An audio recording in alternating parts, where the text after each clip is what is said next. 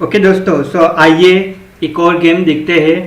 ये गेम में ब्लैक बहुत अच्छी तरीके से खेल रहा है, लेकिन उसने गलती सिर्फ एक ही की कि अपने किंग को उसने सेफ जगह पे मतलब कास्टलिंग नहीं किया। और वो कास्टलिंग करने के लिए चाहता भी था, लेकिन वाइट ने उसको कभी भी कास्टलिंग करने का मौका ही नहीं दिया। तो देखते हैं कि ये गेम किस तरीके से स्टार्ट हो रहा है। और ये गेम दो ग्रैंड मास्टर्स के बीच खेले जा चुकी है। तो ग्रैंड मास्टर्स भी ऐसे गलतियाँ करते हैं।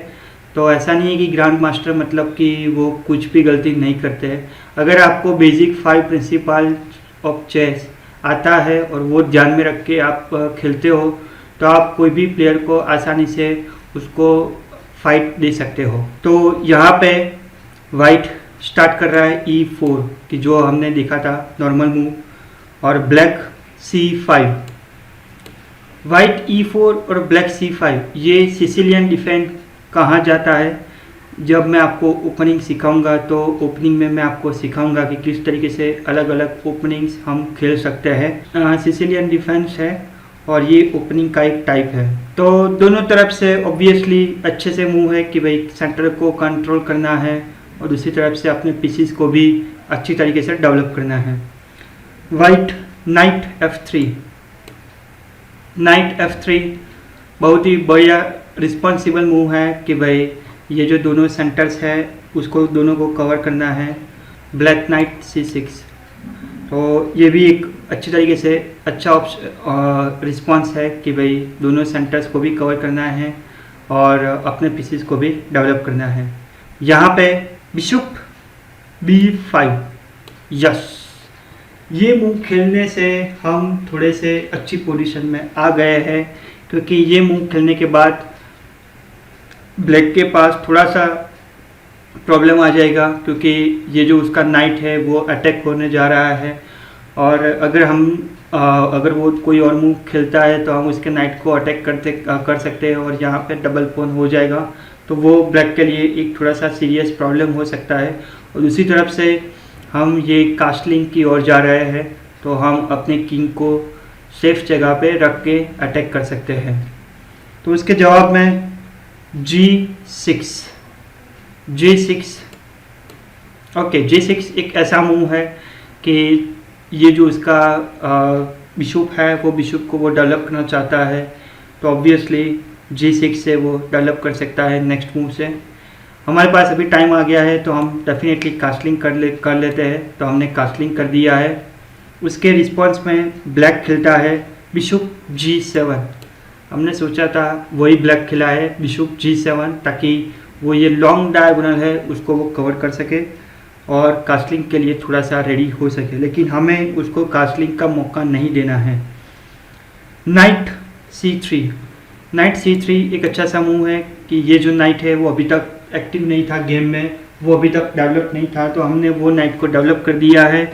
और दूसरी तरफ से हमने सेंटर्स को भी, काफ़ी सारे सेंटर्स को भी कवर किया हुआ है।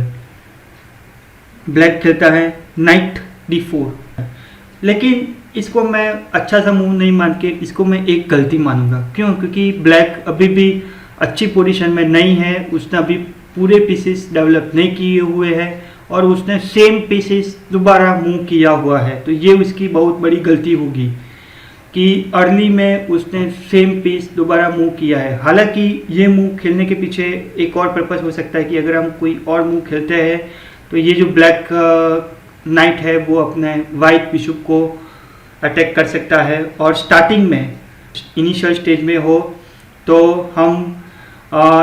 हमें अपना जो बिशप है वो उसको बचा के रखना है। क्यों? क्योंकि अगर ये नाइट ये बिशप को अटैक करके उसको मार देता है, हम भी इसको मार देते हैं, तो सडनली हमारा जो ये जो लाइट स्क्वायर्स है, वाइट जो स्क्वायर्स है वो सब वीक हो जाएंगे, क्योंकि हमारे पास वाइट स्क्वायर का बिशप चला गया है और उसके पास दोनों बिशप है।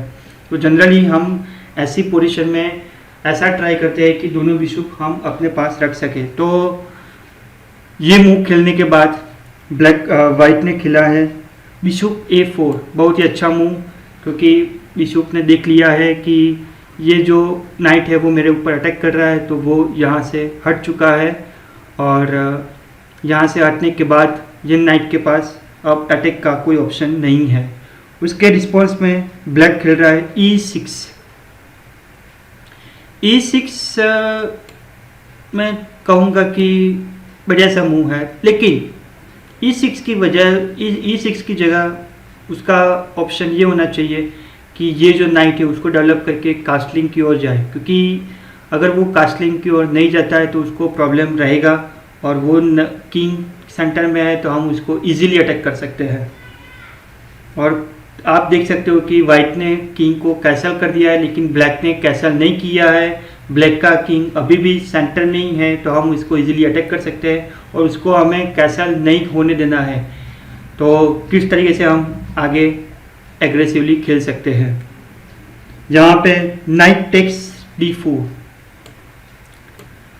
यहाँ से ऑब्वियसली ये उसने खेल दिया है, और उसके आंसर में C टेक्स D4। अब यहाँ पे आप सोच सकते हो कि ये नाइट को मारने के लिए ये बिशप क्यों नहीं आया, क्योंकि ये बिशप अगर आता है तो सडनली वाइट की पोजीशन इंप्रूव हो जाती है। अगर ये यहाँ से मारता है तो मैं यहाँ पे उसको मार देखता हूँ, तो मेरे पास साइमल्टेनियसली दो ऑप्शन है। पहला ऑप्शन कि ये जो उसका बिशप है उसको मैं अटैक करता हूँ, और दूसरी तरफ से अगर ये बिशप कहीं पे भी मूव होता है तो मैं यहाँ पे इसको चेक दे के ये किंग को फोर्सफुली मूव करता हूँ ताकि वो कास्टलिंग ना हो सके। तो इसलिए ब्लैक खेलता है C टेक्स D5। अभी ये जो नाइट है उसको मूव करना पड़ेगा, सो नाइट B5। ये एक अच्छी सी पोजीशन है, ये एक अच्छा सा मूव है ताकि ये जो स्क्वायर है उसको भी आप कंट्रोल कर सकते हो, और ये स्क्वायर को कुछ भी किसी भी तरीके से उसको प्रोटेक्ट करना पड़ेगा। तो ये जो क्वीन है वो इसको प्रोटेक्ट करने के लिए यहाँ पे आ चुकी है क्वीन B6, ताकि ये यहाँ पे भी इसको प्रोटेक्ट कर सके और दूसरी तरफ से इसको भी प्रोटेक्ट कर सके। उसके आंसर में वाइट ने खेला है C3। ये एक अच्छा सा मूव है ताकि ये जो उसका जो पॉन है उसके ऊपर हम अटैक कर सके, उसका पॉन स्ट्रक्चर थोड़ा सा डिस्टर्ब कर सके, और दूसरी तरफ से हमारा ये जो वाइट क्वीन है उसको भी बाहर निकलने के लिए जगह मिल जाएगी। और उसके रिस्पॉन्स में ब्लैक खेलता है E5। एक अच्छा सा मूव है क्योंकि इसको प्रोटेक्शन देना जरूरी है। अगर इसको प्रोटेक्शन नहीं देते हैं और हम वो कोई और मूव खेलता है तो हम इसको मार सकते हैं, और ये जो बिशप है वो इसको मारेगा तो ये जो है वो इसको मारता है, तो सडनली हमारी पोजीशन थोड़ी सी इम्प्रूव हो जाएगी। तो C3 के बाद E5 ये पॉइंट को प्रोटेक्ट करने के लिए अच्छा सा ऑप्शन रहेगा ब्लैक के पास। इसके आंसर में C टेक्स D4 ये जो वाइट ने खिला है, ब्लैक इसको नहीं मार सकता, क्योंकि अगर ब्लैक इसको मारेगा तो ये अगर इसको मारता है तो हम सडनली इम्प्रूव पोजीशन में आ जाएंगे, और यहाँ पे दो उसके पास डबल पॉइंट्स हो चुके हैं एक ही फाइल्स में, एक ही कॉलम में, तो वो हमारे लिए एडवांटेज रहेगा। तो वो चाहता है कि ये जो नाइट है वो नाइट को हम यहीं फोर्सफुली इसको हम यहाँ से मूव करें। तो उसने खेला है A6। अब नाइट को एज में कभी भी नहीं रखना है इनिशियल स्टेज में, तो हम नाइट को रखते हैं C3 में, वो अच्छा सा मूव है। अब यहाँ पे E टेक्स D4, तो यहाँ पे ये जो है वो उसने खा लिया है, मार दिया है हमारे पीसीस को। अब ये जो नाइट है उसको अच्छा सा मैं आपको सजेस्ट करूँगा कि आप वीडियो को पॉज करो और सोचो कि वाइट के लिए अच्छा सा मूव कौन सा होगा ये नाइट के लिए। तो आंसर ये रहेगा कि ये नाइट सडनली यहाँ पे आ जाएगा D5। तो D5 में नाइट आने के बाद ये नाइट ये जो क्वीन है उसको भी अटैक करती है, और साइमल्टेनियसली ये जो स्क्वायर है उसको भी अटैक करती है। अब ये जो क्वीन है उसको अच्छी तरीके से मूव होना पड़ेगा, क्योंकि अगर ये क्वीन यहाँ पे मूव होता है तो यहाँ से ये चेक देके फिर फोर्क देके इसको भी मूव होना पड़ेगा, और उसका रुक भी हम अटैक कर सकते हैं। तो क्वीन D8 वो जो ब्लैक खेल रहा है, और D3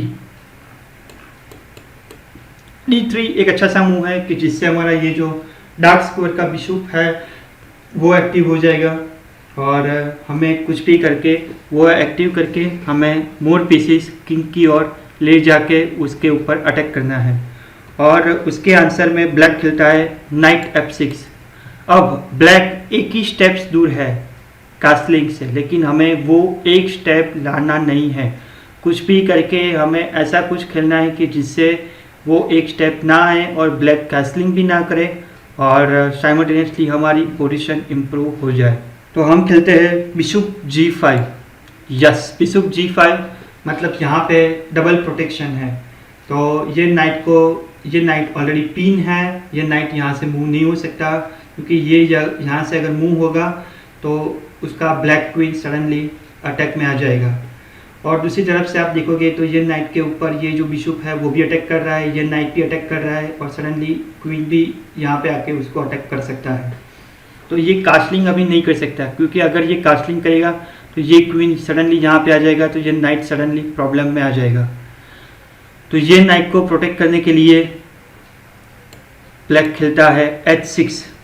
H6 से ऑब्वियसली हमारा ये जो बिशप है वो अटैक में है और ये जो नाइट है वो पिन है, लेकिन हम यहाँ पे एक अच्छा सा मूव खेलेंगे। अगर आप यहाँ पे वो सोच रहे हो कि भाई हम कुछ भी करके ये नाइट को पिन में रखे तो चलो इसको यहाँ पे रखते हैं, तो ब्लैक सडनली अपनी पोजीशन इम्प्रूव कर लेगा।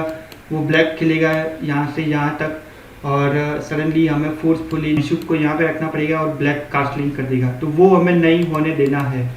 तो हमें एक एडवांस मूव खेलना है, इंटरमीडिएट मूव जिसको बोलते हैं कि थोड़ा सा एडवांस लेवल मूव हमें खेलना है E5। E5 से इसका जो नाइट है वो अटैक में है और वो हम अटैक कर रहे हैं। तो H takes G5, उसने हमारे बिशप को मार दिया है और हम भी उसको, हम क्या करते हैं, हमने यहाँ से इसको मार दिया है।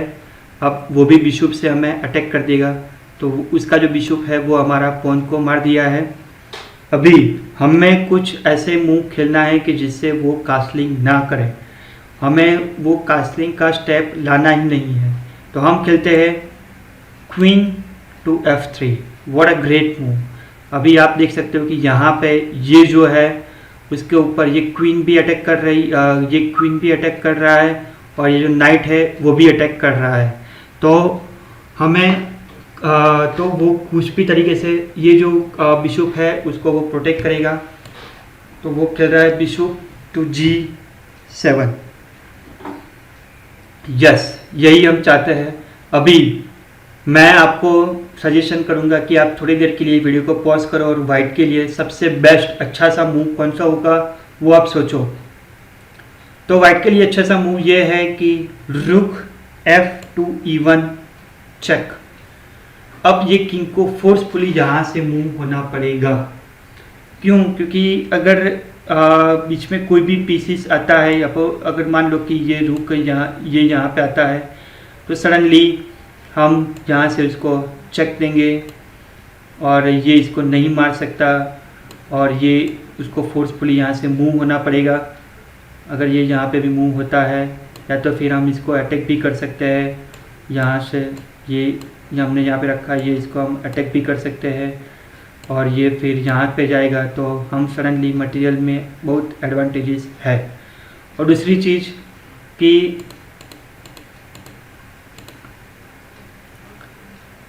ये क्वीन यहाँ पे नहीं रख सकते, अदरवाइज ऑब्वियसली नाइट और रूक उसको पूरी तरीके से चेक कर देगा और वो अपना क्वीन भी लॉस कर देगा। तो फोर्सफुली किंग को मूव होना पड़ेगा और यही हम चाहते थे कि वो कास्टिंग ना करे, अपने किंग को फोर्सफुली मूव करे।